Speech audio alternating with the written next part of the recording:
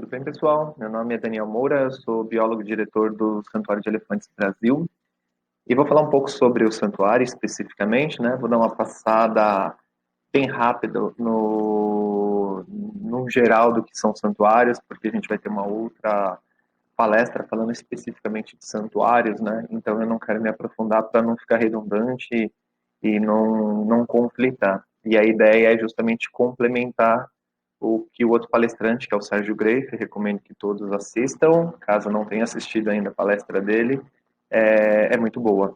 Então, eu vou falar um pouco sobre, especificamente, o santuário em si de animais silvestres, no caso do Santuário de Elefantes Brasil, né? Eu tenho formação acadêmica em biologia, como eu tinha dito, sou especialista em manejo e conservação de animais silvestres, trabalho com animais silvestres aí mais ou menos uns 12, 13 anos, a maioria desse tempo em santuários especificamente, então tem uma vivência aí até que ampla nesses tipos de empreendimento. Eu já participei de alguns santuários, além do Santuário de Elefantes Brasil, e estou trabalhando como consultor de mais um santuário que em breve aí em São Paulo vai surgir, né? Se tudo der certo e que outros santuários apareçam. Então eu vou passar bem rápido por cima sobre a temática de santuários, só para dar uma diferenciada e contextualizada para a gente poder seguir com o Santuário de Elefantes Brasil. Tudo bem?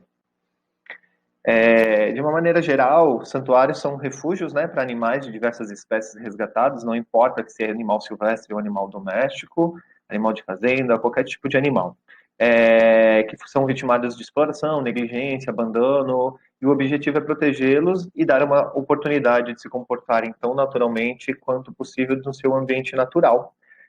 São locais que recebem esses animais provenientes de crimes ambientais ou de situações de risco, né, naturais mesmo, ou que acontecer algum incidente ou qualquer tipo de problema. Se houver a oportunidade de ajudar esses animais vão ser resgatados e assistidos, né? Na grande maioria dos casos, esses animais não podem retornar para a natureza, então eles acabam tendo que ficar em algum local de uma maneira permanente. E é aí que entraram os santuários, né, para oferecer um outro olhar e uma assistência com uma dignidade um pouco maior do que esses animais vieram passando ao longo dos séculos aí em relação a cativeiros, né? Temos diversos tipos de cativeiros, só que a finalidade com os animais nem sempre são os próprios animais. A finalidade geralmente são os seres humanos, ou seja, para entretenimento, ou seja, só para pesquisa, ou seja, para algum outro tipo de exploração, mesmo que eles tenham algum mínimo de bem-estar garantido para a sua espécie, mas o objetivo nunca é ele. Então, muitas vezes acabam tendo reprodução nesses locais só para continuar tendo esses animais, para que eles continuem sendo explorados de alguma forma. E a ideia do santuário foi rechaçar literalmente qualquer tipo de finalidade com os animais que não sejam os próprios animais, né? Então, santuários, na verdade, é uma questão muito mais comportamental do que uma questão legal, né? Vou chegar nesse ponto, inclusive, né? Nos santuários, animais não podem ser abatidos, exceto em, desculpa, exceto em situações de eutanásias, ou seja, nenhuma finalidade, ou seja, por excesso de animais, por algum outro tipo de problema que não seja uma doença incurável, né? Então, aí a eutanásia seria o único caso para abate desses animais, fora isso seria um assassinato, né? Os animais não podem ser comprados, não podem ser vendidos, não podem ser negociados, caçados ou utilizados para algum tipo de prática esportiva ou testes de laboratórios. A utilização de nenhuma forma para suprir os interesses humanos. A ideia é sempre os animais como sendo o foco final do porquê que eles estão em cativeiro, né? Os gatos brincando aqui do lado. E, para finalizar, os santuários só podem permitir reprodução ou nascimento de alguma espécie, de reprodução de espécies de algum indivíduo, exceto se esse animal já chegar lá prenha ou se estiver participando de algum processo e algum trabalho sério com pesquisa de conservação daquela espécie que está ameaçada de extinção, ou seja, com foco na reprodução. Então, seria um trabalho a longo prazo, é um trabalho caro, é um trabalho moroso, mas é um trabalho possível. Os santuários, sim, podem participar desse tipo de trabalho, desde que seja muito bem elaborado, muito bem trabalhado. Reproduzir animais para continuar em cativeiro não é um papel do santuário, ele rechaça isso. A visitação pública é proibida e também proibida por lei, vou explicar um pouco sobre isso, e ela também é rechaçada porque o objetivo não é entretenimento. Até pode ter algum tipo de visitação, mas de uma maneira muito restrita e muito bem controlada, com alguma finalidade educacional, científica, que o objetivo final seja o animal, nunca os seres humanos. Está em destaque, né, a educação do público para que os direitos dos animais e a importância da preservação ambiental e a conservação seja garantidos. E nesse caso, sim, seria permitido, mas um trabalho muito, muito, muito bem elaborado e muito bem esclarecido. E, por último, é a transparência e a responsabilidade financeira. Isso é de suma importância que os santuários façam. Por quê? Porque os santuários sobrevivem de doações, principalmente de pessoas físicas. Raramente, ou eventualmente, alguma empresa, alguém faz alguma doação, alguma parceria, mas é alguma coisa bem pontual que geralmente não é o que dá a sustentação do projeto no dia a dia. Pode ser para alguma eventualidade, construção de um recinto, aquisição de um carro ou de algum equipamento, mas no geral são as pessoas físicas. Se um local não é permitida a visitação pública e ele se beneficia da doação das pessoas, como você mostra para as pessoas que seu trabalho é importante e que elas precisam continuar doando? Através de transparência, através da comunicação. Hoje a gente tem as mídias sociais aí como carro-chefe de toda a comunicação do mundo. Então, fazer um trabalho claro, transparente, de como está passando o dia a dia lá. Se tiver câmeras para as pessoas verem um pouco do dia a dia, atualizar os animais desde a chegada, como é que eles estão se desenvolvendo, os altos e baixos, quando o animal não melhora um tratamento, que tipo de tratamento está sendo feito, por que está sendo feito, o dinheiro está sendo aplicado, mostrando, justificando esses gastos, porque esses animais passam por tratamentos a longo prazo, ou a vida inteira, no caso de alguns animais com doenças crônicas, mutilados, que precisam de recuperação a longo prazo. Construção de recintos são caríssimos, já que os recintos devem reproduzir aí um fragmento com características naturais o mais rico possível da natureza. Então você tem que fazer recintos amplos, né? Então os custos às vezes centenas de milhares de reais. Então você tem que justificar e mostrar que esses recintos são caros. Por que eles são caros? Por que precisa de tanta medicação? Essas medicações são caras. Contratação de pessoas para ajudar. Uma mão de obra é cara. Então precisa justificar. Então a transparência do que está sendo feito e a responsabilidade financeira, ou seja, o uso do dinheiro das pessoas tem que ser claro. Isso é um papel fundamental nos santuários para eles mostrarem o porquê que está sendo feito aquilo e por que as pessoas precisam ajudar. As redes sociais é muito fácil fazer isso e é muito legal que isso seja feito. Então, responsabilidade financeira cobrem dos empreendimentos e das pessoas que estejam trabalhando com os animais, porque isso é fundamental para que o trabalho continue. O Sérgio Greif vai abordar muito a relação desses dois tópicos, mas eu vou passar por cima as diferenças de santuários, tá? Então a gente tem santuários de animais domésticos ou domiciliares, que geralmente são os cães e os gatos, que são aí os mais conhecidos. Os animais ditos de fazenda são os grandes de grande porte, então grande porte a gente tem os boi, vaca, cavalo, jumento, porco. Tem as galinhas também que entrariam nesse grupo, que são os animais aí reproduzidos para finalidades humanas, para alimentação, no geral. E existem santuários especificamente para esse grupo de animais, pequenos animais, nativos ou não, ou seja, exóticos ou não, no caso de ferrets, de algumas serpentes, como a corn snake, que são animais exóticos, né? Entre outros, mas são animais aí dentro do grupo dos pet, por assim dizer, né? Coelhos, e chinchilas, porquinho da Índia. Existem santuários no mundo inteiro para todo tipo de animal. Esses não são os animais silvestres. E tem os santuários de animais silvestres, que podem ser nativos, que seria a nossa fauna brasileira, ou os exóticos, que são os animais silvestres, mas não nativos. O caso de elefantes, o caso de leões, o caso de tigres, entre outros animais, né? Especificamente, eu vou falar de um santuário, o Santuário de Elefantes Brasil, que é um santuário de animais silvestres exóticos, porém também trabalha com animais silvestres nativos. Então, tem alguns santuários que são híbridos, né, que trabalham com os dois grupos de animais. Ele pode trabalhar só com animais nativos também, que é o caso do projeto Muki, que trabalha só com primatas neotropicais, bugio, sagui, mico de cheiro, entre outros tantos. A gente tem o IEP, que trabalha com grandes primatas não nativos, que são os chimpanzés, e apesar de terem alguns outros animais. E temos o Rancho dos Gnomos, que trabalha com uma diversidade, com todos os grupos de animais domésticos, domesticados, silvestres nativos, silvestres exóticos, né? Então eu vou falar especificamente desses tipos de santuário. Silvestres, porque existe uma legislação em cima de empreendimentos que trabalham com animais silvestres. É o caso do Santuário de Elefantes, do Rancho dos Gnomos, Jetmuk, Gap, entre outros.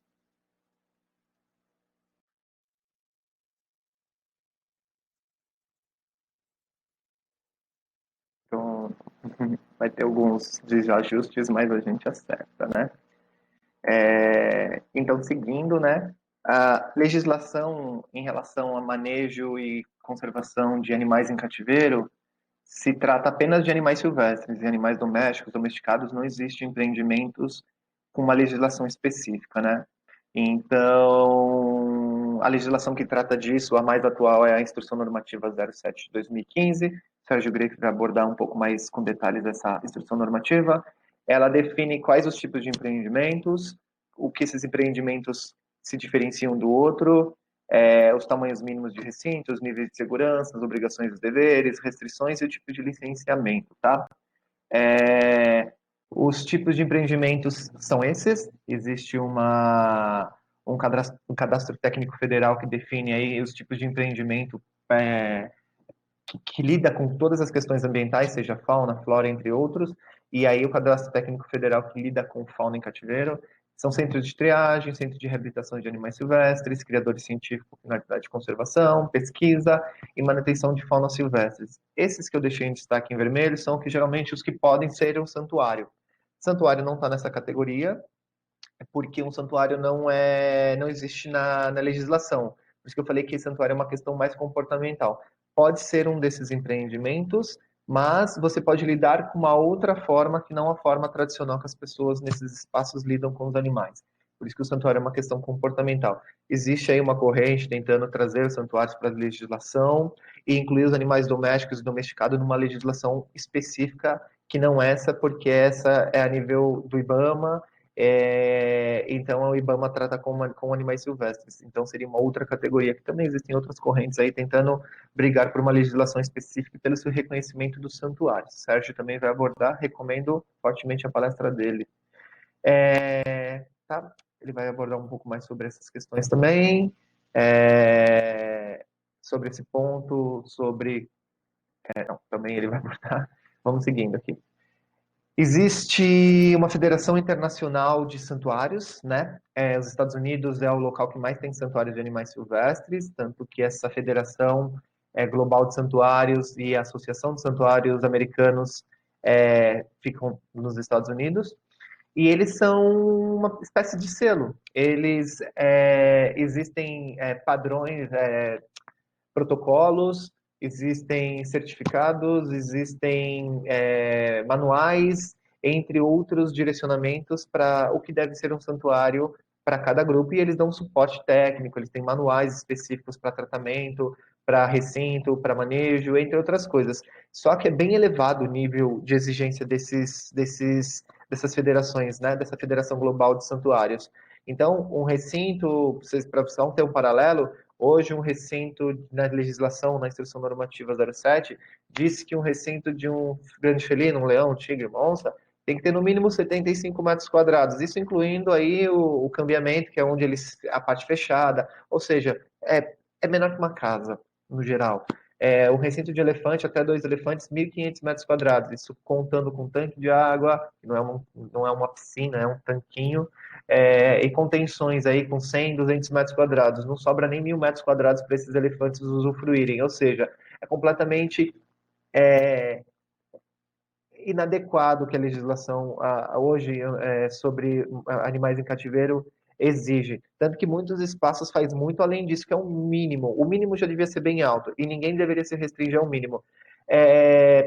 Esses manuais sugerem um tamanho mínimo, que são coisas no tamanho de hectares, coisas enormes. Então, quem consegue esse certificado é que tem um padrão muito alto. Para ter uma ideia, hoje, o Santuário de Elefantes Brasil, o recinto só das fêmeas asiáticas, que é a primeira etapa, tem 250 mil metros quadrados. A lei exige 1.500 metros quadrados. A gente aí tem quase 20, 1.500, 150. A gente tem quase 200 vezes mais área do que a legislação exige e a gente vai ampliar muito mais.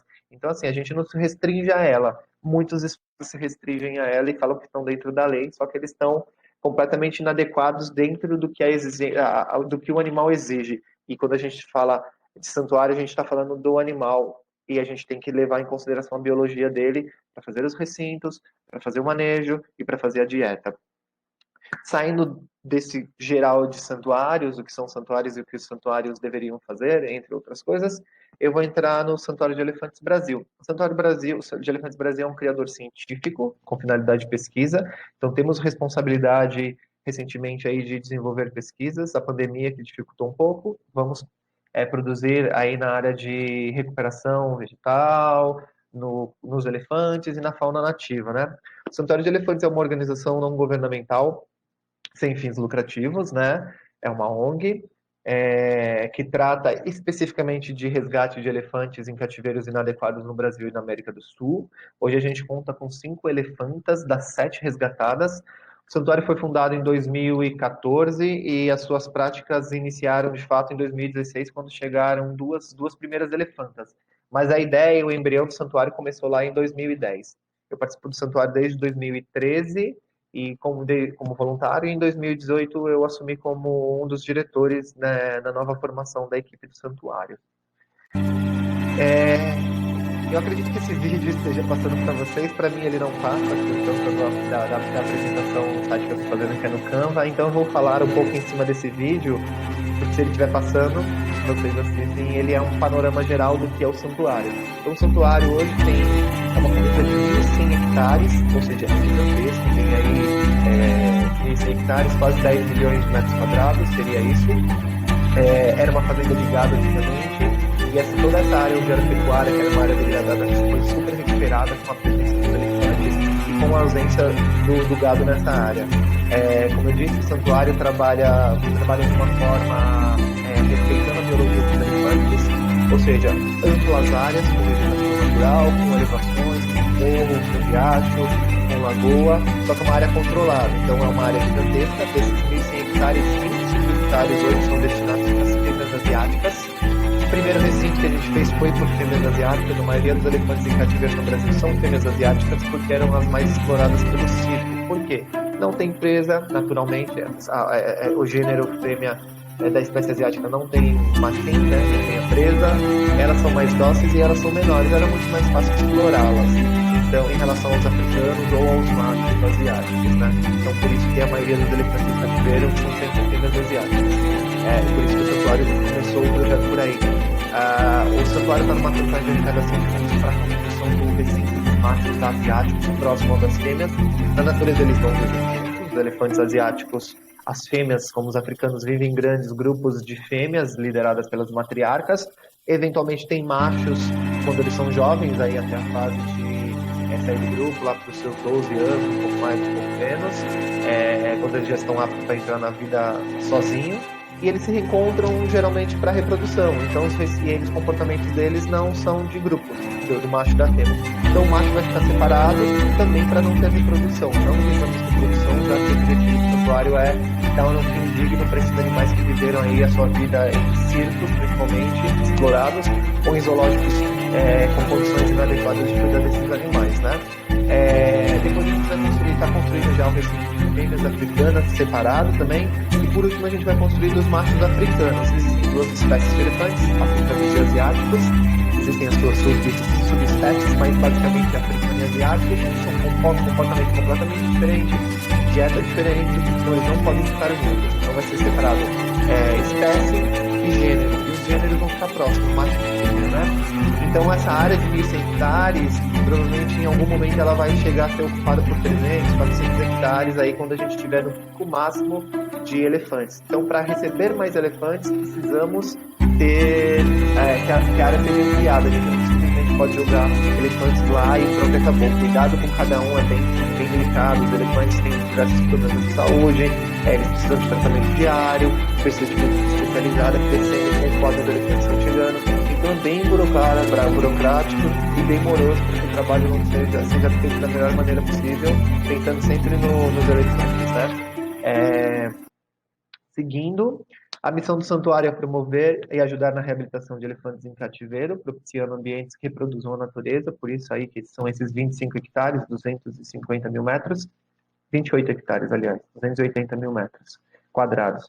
O foco principal é o bem-estar psicológico dos elefantes como indivíduos, tanto a curto como a longo prazo, né? Os princípios é identificar e atender as necessidades desses animais enquanto indivíduos, considerando o perfil de cada um, o projeto e a localização das instalações. Por isso que ele é no Mato Grosso, porque a gente encontrou o local com as características muito mais próximas, tanto para elefantes asiáticos, que vivem em floresta, como os elefantes africanos, que vivem em floresta e em savana, né? Então, essa região do Cerrado tem um mix desses dois ambientes, calor constantemente e o regime de chuvas nessa região é bom mesmo com os períodos de seca. Então temos como ter água suficiente para manter esses animais o ano inteiro, que bebem muita água. O Santuário de Elefantes é uma iniciativa de dois projetos, mais algumas pessoas do Brasil, né? Através da Global Sanctuary for Elephants, que é uma organização sem fins lucrativos americanas que surgiu para fundar santuários de elefantes pelo mundo. O Santuário de Elefantes Brasil é o primeiro projeto dessa ONG, né? Junto com a Elephant Voices, que é um projeto de pesquisa científica liderado pela Joyce Poole, uma das maiores assumidades aí em pesquisa de elefantes em vida livre, né? Ela tem mais de 40 anos de experiência. Quem quiser entender muito sobre elefantes, ela tem um site de divulgação científica que é elephantvoices.org e ela é nossa consultora científica, né? Então, o Santuário de Elefantes tem um suporte tanto nacional quanto internacional de especialistas de elefantes para que o projeto caminhe da melhor maneira possível. E tem a Global Sanctuaries for Elephants, também tem o site deles, eles divulgam a nível internacional, que é o Santuário de Elefantes Brasil, e o SEB, que é conhecido o Santuário de Elefantes Brasil, divulga a nível nacional. Então tem duas frentes aí para a gente mostrar o que é o Santuário de Elefantes Brasil para o mundo inteiro.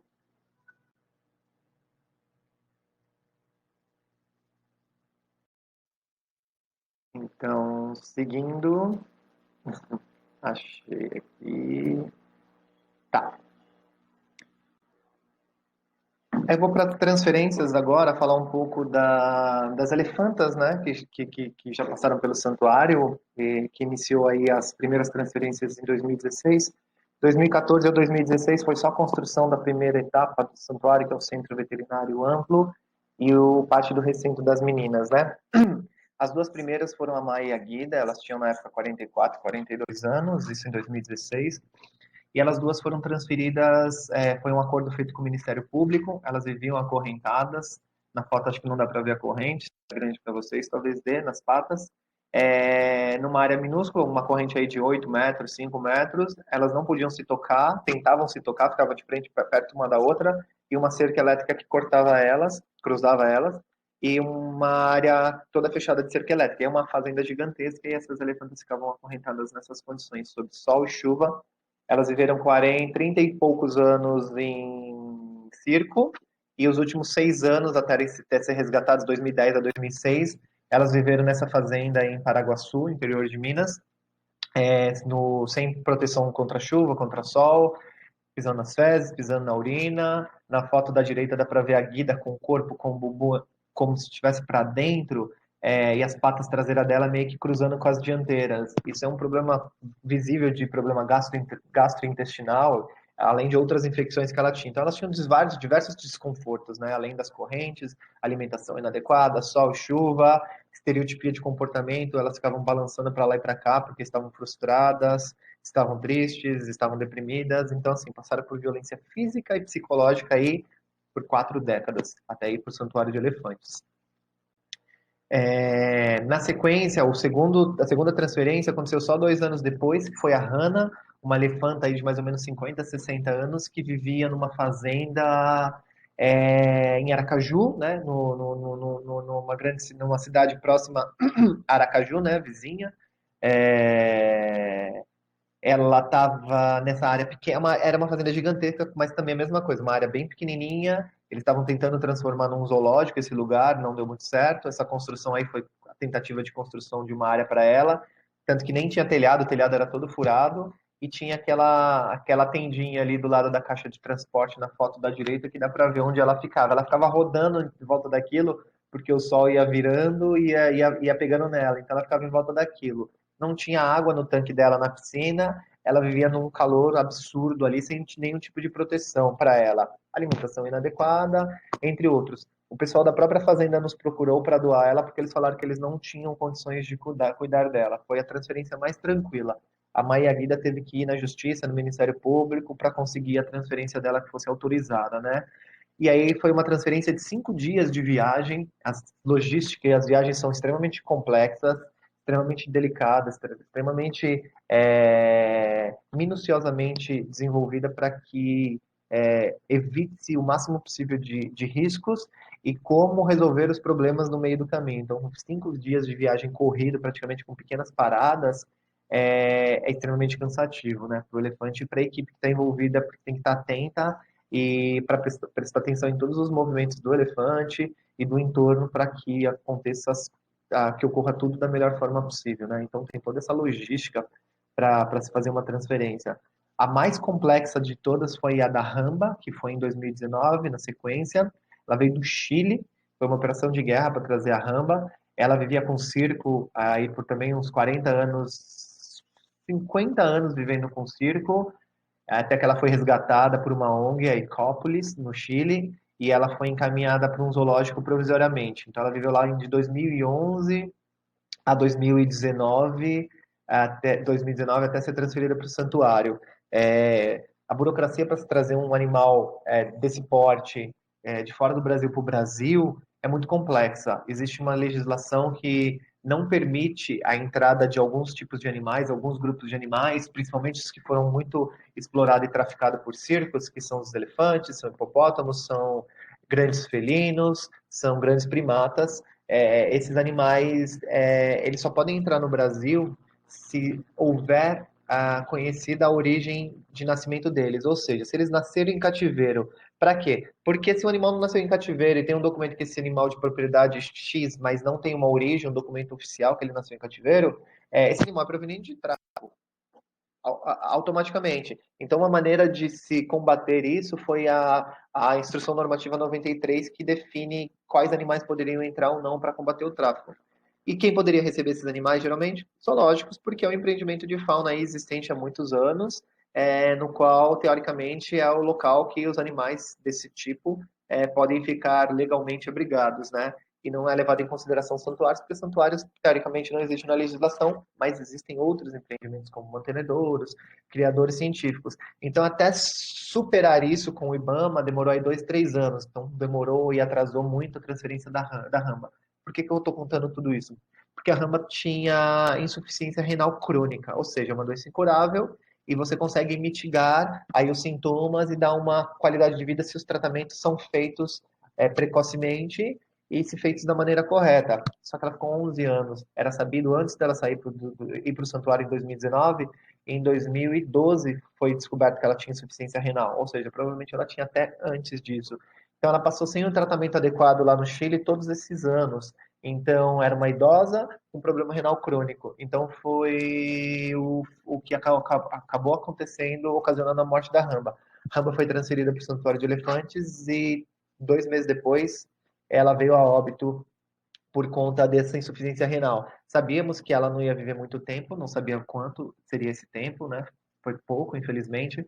Mas ela viveu como um elefante na presença de outros elefantes em amplas áreas, mesmo com todo esse problema de saúde que ela tinha. Ela explorou o santuário ali, todo o recinto dela, nadou, se esfregou, comeu, teve autonomia alimentar, comeu diversos tipos de vegetação que tem na propriedade e conviveu com outras duas elefantas, que foi a Ram, duas elefantas, que foi a Maia e que foi a Hannah. Então, e elas se deram muito bem, a Maia, a Ramba e a Hannah. É muito nome. E eu lembro, eu acabo confundindo os nomes para não repetir, para não falar o nome errado.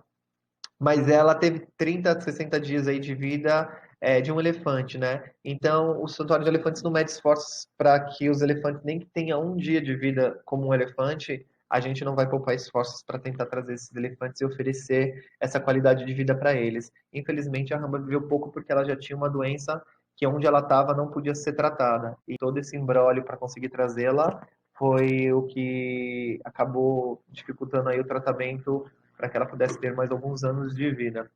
Em 2019 também, logo depois que a Rama foi transferida, 30 dias depois, a Lady veio. Ela veio de João Pessoa, na Paraíba. Ela vivia num zoológico. Também foi apreendida de circo, viveu acho que 6 anos no zoológico da Bica. Aprenderam e encaminharam para lá porque era o único local, mas também era um local que não tinha condições de cuidar da Lady. A Lady tem uma doença crônica na pata, que é osteomielite, que é ocasionada principalmente em cativeiros inadequados. É muito comum que os elefantes tenham um problema nas patas por conta do espaço inadequado, por conta do estímulo adequado e por falta do tratamento adequado. Apesar de conseguirem até tratar nesses locais, eles não têm o espaço que vai evitar com que isso aconteça novamente. Então, fica enxugando gelo. É basicamente isso. E aí, através do Ministério Público, em um acordo com a Prefeitura da Prefeitura de João Pessoa, na Paraíba, a Lady foi transferida. Foram também 5 dias de viagem, as 2 viagens mais longas aí, porque elas vieram por terra, né? No caso da Ramba, que veio do Chile, ela veio de avião até São Paulo, e em São Paulo ela seguiu por terra até o Mato Grosso, porque só em Campinas tinha o equipamento e a estrutura adequada para conseguir tirar a caixa de transporte e um avião que pudesse pousar, que foi um cargueiro, né, fretado só para trazer a Ramba do Chile, um cargueiro que tivesse uma pista adequada para pousar. Então, se foi só no aeroporto de Viracopos, em Campinas, que tinha essa estrutura. Senão, a gente pararia lá no próprio Mato Grosso ou em Brasília, que era muito mais perto da viagem, né? Então, essas questões de logística e de viagem tem que ser muito bem pensada para a gente evitar qualquer tipo de transtornos maiores e para o elefante ficar o mínimo possível preso dentro da caixa de transporte. Na sequência, o ano passado, tivemos as 2 últimas transferências, que foi a Mara, que veio do Zoológico de Buenos Aires, na Argentina. O Zoológico de Buenos Aires encerrou suas atividades e está doando todos os seus animais, né? Então, estão encaminhando por santuários no mundo inteiro. O Santuário de Elefantes, como fica muito próximo, o vizinho, eles doaram todos os seus elefantes para nós, assim como o Zoológico de Mendoza também. Então, lá tem a Mara, porém tem 2 elefantas africanas também, que é a Cookie e a Pupi. Só quando a gente tiver o recinto das africanas que a gente vai trazê-las, né? Então, nem vou dar atenção para a história delas. E a Mara veio em meio à pandemia, né? Era para vir em março do ano passado, e bem no meio da pandemia, fechou tudo, fechou fronteira, a gente esperou, teve que refazer tudo, e aí em maio a gente conseguiu uma autorização para abertura da fronteira exclusivamente para passagem da Mara.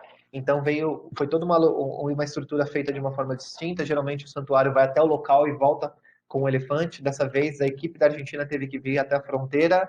Parte da equipe seguiu viagem com a equipe do Brasil que esperava na fronteira e parte da equipe da Argentina voltou para a Argentina para evitar aí contaminação e que as pessoas pegassem Covid. Felizmente, ninguém pegou, todo mundo seguiu os protocolos aí de distanciamento, cada equipe de cada país seguiu no seu carro para evitar qualquer tipo de problemas maiores, né? E aí a viagem da Mara foi um sucesso. A Mara também foi uma elefanta que viveu aí 25 anos em circo antes de ser encaminhada para o Zoológico de Buenos Aires, no qual ela vive sozinha. Ela vive no mesmo recinto que as 2 africanas, que é a Cookie e a Pupi, só que existe um rodízio. Quando uma está solta, as outras 2 estão presas. Então, além de estar no espaço pequeno, ainda tinha esse esquema de rodízio, no qual elas tinham que ficar confinadas em locais pequenos. Isso causa grandes danos psicológicos e físicos para esses animais, né? E o ano passado também, em setembro, teve a transferência da Bambi, foi através do Ministério Público também. O juiz determinou, através de uma liminar, que a Bambi fosse transferida imediatamente para o Santuário de Elefantes, após aí 1 ano e meio de negociação com o Zoológico e Prefeitura de Ribeirão Preto. A Bambi tem diversos problemas de saúde, problemas na dentição, ela é cega de um dos olhos e tem problema na outra vista, ela tem problema numa das patas. E aí a argumentação para que ela não fosse transferida, a justificativa do Secretário do Meio Ambiente, do Zoológico, tudo, é que ela é muito assustada, muito idosa, e os problemas de saúde dela não seriam ideais para que ela fosse para um espaço grande e que ela vivesse com outros elefantes, porque ela tinha problema de comportamento para lidar com outros elefantes, porque ela era assustada. A transferência foi feita, o santuário sabia que esse tipo de problema não é um fator limitante para elefantes que são extremamente inteligentes e complexos. Dito e feito, Bambi chegou no santuário, se enturmou rapidamente com as outras elefantas, vive numa área que é maior que o zoológico inteiro, ela vive em 1.500 metros quadrados, 1.000 metros quadrados, dividido com outra elefanta, ou seja, ela passava 14 horas do dia presa nesse espaço pequeno, acho que um vídeo do lado está rodando, nesse espaço pequeno, e parte do dia, 4, 5 horas, ela vivia no recinto solta, revezando com outra elefanta que ela não se dava bem. Então existia também a questão de toda uma hostilização entre os elefantes. Às vezes você coloca elefantes para viver junto e eles não querem, eles não se dão bem, porque o espaço é pequeno, porque as pessoas não sabem fazer o manejo. Então, se você tem um espaço amplo, com subdivisões, você consegue separar os elefantes quando você precisar com segurança, sem reduzir o espaço. Os elefantes continuam vivendo numa área natural, e eles se aproximam dos elefantes de acordo com a necessidade deles. Então, ter autonomia de socialização, ter autonomia de espaço, ter autonomia de escolha é fundamental para que a saúde dos elefantes seja garantida e, no caso desses animais que vivem em cativeiro inadequado, seja recuperada. A Bambi, é possível ver diversos vídeos da Bambi no nosso perfil, no Elefantes Brasil, no Instagram e no Facebook. O quanto ela se recuperou, ela ganhou peso, já está com mais de 150 quilos no peso dela, e a musculatura dela também melhorou bastante. Então ela tem longas caminhadas e ela é extremamente rápida. Tudo aquilo que foi dito para a não transferência da Bambi caiu por terra e ela tem feito tudo o contrário e está super bem. E continuando agora para as transferências, próximas transferências, né? Essas foram as 7 elefantes que passaram pelo Santuário de Elefantes. E temos previsões de mais elefantes chegando, né? Como eu disse, a Argentina, os zoológicos de Buenos Aires e Mendoza encerraram suas atividades como um zoológico, estão encaminhando seus animais para santuários e outros empreendimentos específicos desses grupos de animais, né? Então, os animais que não puderem ser transferidos vão acabar ficando lá até eles virem a óbito, animais que não podem ser transferidos por vários motivos, idades, doenças, essas coisas, e vão encerrar suas atividades como zoológicos. Esperamos que isso se concretize de fato, mas estão encaminhando seus animais. O zoológico de Mendoza encaminhou seus 4 elefantes, né? Então aí da esquerda é uma africana, que é a Quênia. Estamos construindo o recinto de africanas fêmeas a todo vapor para poder recebê-la ainda esse ano. Poxa, Guilhermina, essa foto do meio, elas vivem num poço, né? O recinto delas é horroroso, é todo de concreto e é um poço no chão, vou mostrar nas próximas fotos. Mãe e filha, né? A Poxa é a mãe, tem aí seus 55 anos, se eu não me engano, e a Guilhermina tem 26 anos, se eu não me engano, se eu não estiver errado, mas é mais ou menos essa idade. E o pai é o Tami, que é um macho asiático, que é a foto do lado, dá para ver ele. A Poxa não vive, a Guilhermina não vive com ele, não tem contato com ele direto no recinto, né? Ele vive no recinto do lado e eles podem ter contato só pela tromba ou por um portão, um contato um pouco mais próximo, mas assim, é extremamente limitante. Então, ele vive separado das duas, da Poxa e da Guilhermina, da mãe e filha, aí desde que a Guilhermina nasceu, né? Então, é uma situação extremamente horrorosa. Daqui no fundo, na foto da esquerda, dá para ver ele lá no fundo, né? É um labirinto esse recinto, completamente inadequado, não tem árvore, não tem tanque de água, é ruim em todos os aspectos, físicos e psicológicos, traz grandes transtornos para esses animais, né? Dá para ver aqui na esquerda as duas, a visão das pessoas quando ia no zoológico é de cima, né? Então elas colocavam aí a trombinha por cima desse muro de concreto horroroso. E aí as próximas transferências vão ser da Poxa e da Guilhermina. A gente já está com as tratativas todas feitas. Elas vão vir de Mendoza aí nos próximos 3 meses, se tudo correr bem. Temos a licença para transferi-la, então são ajustes mais técnicos. Precisa passar por uma quarentena, todos os animais que vêm de fora do Brasil. A quarentena aí dura mais ou menos uns 30 dias. Tem toda uma medicação, vacinas, dependendo da região, que precisa ser dada nos animais e fazer sorologia para ver se eles não estão com determinadas doenças, para eles serem transferidos, né? Então as nossas energias agora são todas focadas na Poxa e na Guilhermina para serem transferidas. As duas vão ser transferidas simultaneamente, uma em cada caixa de transporte, que eu vou mostrar como é a nossa caixa a seguir. Na sequência, a gente está fazendo uma campanha de arrecadação de fundos para trazer o Tami para eles não viverem, dá para ver a foto do Tami aqui se esticando todo por cima do muro para tentar contato com a Poxa Guilhermina. É frustrante a vida deles. E a vida deles, principalmente por ele ainda não ter nenhuma companhia, né? Já que ele vai ficar em cativeiro. É... A gente está fazendo uma campanha de arrecadação de fundos para construir o recinto dos machos asiáticos, né? A gente pretende construir uma área aí para receber até 3 machos asiáticos.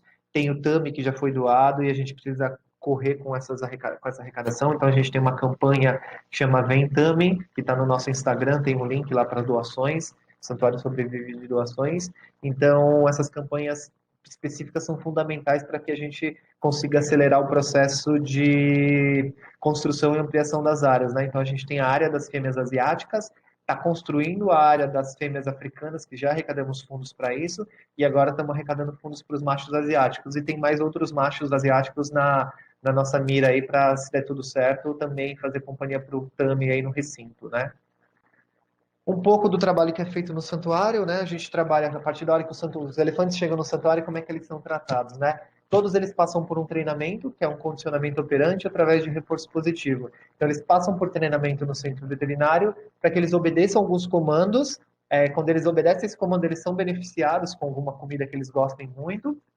E para quê que a gente faz isso? Para que eles ofereçam a pata, para que eles ofereçam a tromba, para que eles fiquem de lado ou de costas, para a gente fazer algum exame mais íntimo na vagina, no ânus, se precisar, no corpo, nas costas, se tiver alguma ferida, na tromba toda, para fazer lavagem, cuidados, nos olhos. Os elefantes, para eles permitirem, a gente precisa condicioná-los. Então é uma troca, é uma experiência positiva para os dois. Então os tratadores que fazem isso precisam ter confiança do elefante e o elefante precisa ter confiança do tratador. Então, isso é sempre feito de uma maneira positiva e passiva, né? E sempre por contato protegido. Então, o centro veterinário é todo adaptado para treinamento veterinário, para receber novos elefantes, né?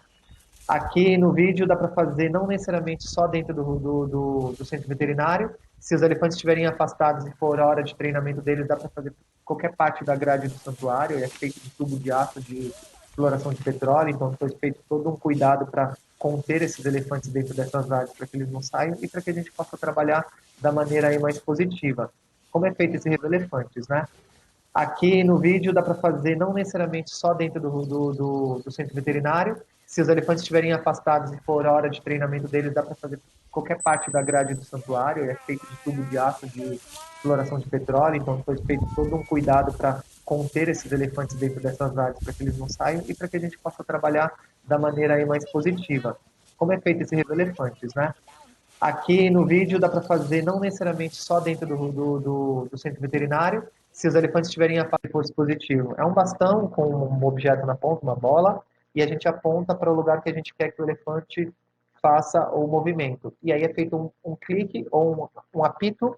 Quando ele faz o movimento nesse comando, a gente dá um presente para ele. E aqui é um tratamento sendo feito. A Cat, à esquerda, está fazendo um reforço positivo, ou seja, ela não necessariamente está fazendo o comando, mas ela está dando aquele alimento que ela gosta naquela hora. Então ela sabe que vai ser manipulado alguma parte do corpo dela. E o Scott está lá do lado direito, está em destaque, cuidando das patas, com toda a atenção e focado. Por que em duas pessoas? Porque ele não pode ficar o tempo todo olhando para ver se o elefante está vindo para a tromba, se o elefante vai fazer alguma coisa. Então tem que ser uma confiança mútua dos dois tratadores naquele momento e do elefante nos dois tratadores. Por isso que tem que ser um tratador a longo prazo, ele acostumar com aquela pessoa, o elefante, para que aquilo ocorra da melhor maneira possível, né? Então tem todos esses detalhes no tratamento. Isso é diário e constante. E aí você pode fazer tratamento nos olhos, no caso da Hannah, que tem papiloma, então está fazendo tratamento com laser. A Lady, que tem problema nas patas, então está fazendo um emplastro aqui com açafrão e alguns outros anti-inflamatórios. Tem vários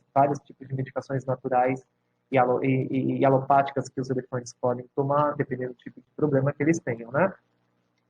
A pata da Lady, quando ela chegou no santuário toda detonada, isso causa grandes problemas de artrite, artrose, osteomielite, e depois do tratamento, os cortes nas unhas adequados têm que ser feito, naturalmente eles vão gastar, mas tem que fazer uma manutenção, e quando não é feito, vai criando ferida nas patas, quando eles vivem em cimento, em local úmido, então abre foco de infecção para vírus, bactéria, fungo, entre outros, e isso causa a grande causa de morte de elefantes em cativeiro, né? Problema nas patas. E aqui são fotos dos elefantes já no santuário. Lá naquele lago dá para ver um pontinho escuro no meio, uma bolha. É a Maia que adora ficar deitada dentro da lagoa o dia inteiro brincando. Aqui dá para ver o tamanho dessa área, que é só um fragmento próximo ao lago. As setas mostram os 3 elefantes literalmente camuflados ali na área. A Maia no lago, ela deitada, que é a trombinha dela linda. Ela deitada coloca só a tromba para fora, dá uma respirada, volta com a tromba e fica lá cozinhando dentro da água, que é o lugar que ela mais gosta. Aqui em primeiro plano a gente tem a Hannah, a Mara no centro e a Bambi à direita. A Bambi já super enturmada com os elefantes, né? Elas gostam de ficar juntas, em vários momentos elas ficam separadas. A Lady com o chapeuzinho de palha dela. A Lady é uma elefanta que tem uma dificuldade de socialização, mas aos poucos ela se aproxima cada vez mais dos elefantes. E os outros elefantes não forçam uma aproximação dela. Eles respeitam o tempo de cada um. Então, essa autonomia dos elefantes de lidar com a própria frustração, mas também de superar essas frustrações e tentar criar novos laços e ter desafios para eles, tem um estímulo cognitivo. Isso é importante para os elefantes, porque eles não têm cativeiro inadequado, porque é frustrante, eles não podem fazer nada. Então é frustrante, a gente não consegue complementar o que eles precisariam em vida livre num espaço pequeno com diversos tipos de limitações. E aqui a bundinha das 3, encostada numa árvore que elas gostam. Além dos elefantes, o santuário também é uma área protegida de soltura e reabilitação de animais silvestres, né, em parceria com a Secretaria do Meio Ambiente. Então, a gente recebe animais que foram resgatados, vou dar uma pulada nessa parte, que foram resgatados e precisam ser realocados. Então, eles precisam de área segura. Então, o santuário tem essa parceria para reabilitação e soltura de animais silvestres nativos, como antas, como veados, como lobo-guará, como tamanduás. A gente tem um programa aí fazendo a reabilitação desses animais, vem filhote para a gente faz toda a adequação e solta e monitora esses animais. Então, o santuário, além da captação de recursos para ajudar os elefantes, que são animais exóticos, a gente ainda cuida e todos esses 1.100 hectares, 10 milhões de metros quadrados, é uma área de refúgio para animais nativos. Então, tem um programa duplo sendo feito aí, né? Aqui é a nossa caixa de transporte, o nosso Transformers, ela dá para ampliar, dependendo do tipo de elefante, se for um africano, dá para abrir as portas e o elefante continuar preso num portão secundário para a gente, durante a viagem, fazer uma limpeza. A caixa tem 5,5 toneladas, pesa muito mais que o elefante. Para quê? Para que durante a viagem ela tenha uma estabilidade no caminhão e para que a caixa não tombe, né? E não derrube o caminhão também. Então o elefante não pode virar dentro da caixa. Ele fica, do jeito que ele entrar de frente, ele vai ficar até o fim da viagem. Porque a viagem tem que ser o mais rápido possível. Os elefantes viajaram muitos anos, muitas décadas no circo, então durante a viagem, durante o percurso, quando está em movimento, os elefantes estão super tranquilos. Geralmente eles ficam mais um pouco ansiosos quando a caixa de transporte para, porque eles acham que eles vão sair, né? Nosso centro veterinário, amplo, gigantesco, dá para tratar alguns elefantes simultaneamente, né? É a única área coberta do recinto deles, o resto eles ficam na área externa, então eles podem ficar embaixo de árvores se eles quiserem, eles podem se proteger da chuva ou do sol se eles quiserem dentro do galpão veterinário que fica aberto para eles, e eles podem se proteger no sol, obviamente, nas diversas árvores gigantescas que tem no santuário. E é isso, uma foto linda que uma parceira nossa tirou lá no santuário, né? O aplicativo muda a cor do que é verde, então ficou rosado. E meu e-mail, daniel@elefantesbrasil.org.br, se alguém tiver dúvida e quiser conversar um pouco mais sobre o trabalho, ou procurar o santuário no Elefantes Brasil, no Instagram, aqui à direita ou no Facebook. E a gente tem uma campanha de arrecadação, que é a que eu falei, que é a ventame.elefantesbrasil.org.br. Tem toda a história do tame, dos elefantes asiáticos, dos elefantes argentinos que vão vir para o santuário aí nos próximos meses, nos próximos anos. E a gente precisa muito da ajuda de todo mundo para essa campanha. Tá no Instagram também, quem quiser o link. Então, se eu escrever ventane.elefantesbrasil.org.br, que tem um link lá contando a história, todos os valores, por que o valor é o valor que a gente está pedindo, os custos dos tubos de aço que vem do Nordeste, que é tubo de exploração de petróleo reutilizado, não vão ser mais usados e a gente reutiliza para fazer essas cercas, o custo com a viagem, o custo com o cuidado deles a longo prazo, né? Então, esse é o trabalho do Santuário de Elefantes Brasil. Quem quiser saber mais um pouco sobre nossa história, quem não conhece, e quem quiser saber um pouco mais sobre santuários, no próprio evento da Rosana, no Bazar Vegano agora, que vai ser online, né? Por conta da pandemia, vai ter a palestra do Sérgio Greif falando sobre santuários de uma maneira geral. É um complemento da minha palestra, a gente é parceiro, a gente trabalha junto em algumas coisas também, eu e o Sérgio, Então, se complementa as nossas falas.